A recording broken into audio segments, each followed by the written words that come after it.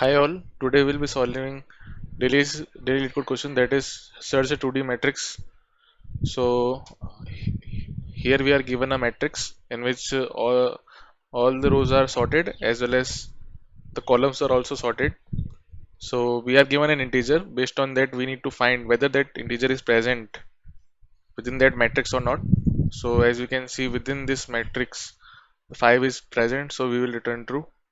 Similarly, 20 is not present within this matrix, so we will return false. So the approach is simple. So the approach is like we will be keeping our pointer. So there are two ways. Like either you can iterate the whole matrix and find or where the element is present using n square approach. I mean n into m, because number of rows and column can be different. So and the other approach can be either apply binary search on each row and check like whether the element exists or not. So what that will be, so on each row you iterate once. So let's say we are at this row, applying binary search on this row. If the element exists, we will be just uh, uh, returning true. Otherwise returning means iterating all over the rows and then returning the true or false based on their decision. If we are able to reach to nth row, n minus 1th row, and unable to find that element, then returning false, and apart from that, returning true. So, but this can be more optimized. So we can look at the more optimized approach. So that is keeping the pointers over. Let's say we are at the 0th row and the last column of the 0th row. So keeping the pointer here. So let's say we require the element number 5. So what will we seeing? So 15 is greater than 5. So 15 is greater than 5 means this should never be in the next row.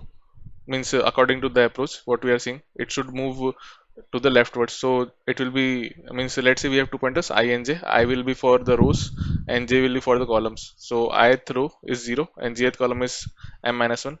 Based on that, we will be moving to m minus 1th row, m minus 2th row. And similarly again 5 is greater than 11, 11 is greater than 5. And again j minus minus, again 5 is less than 7. So again j minus minus. Then if we saw 4 is less than 5, what does that mean? Means we need to do I plus plus. Is that the answer which we got? Yeah. So this is the approach. So let it code it just fast.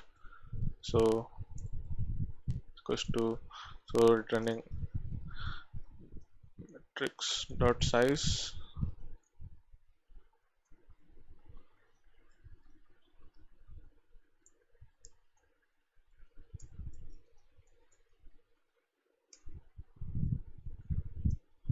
M minus 1th row, because that particular element will be present in the m minus 1th column. Yeah.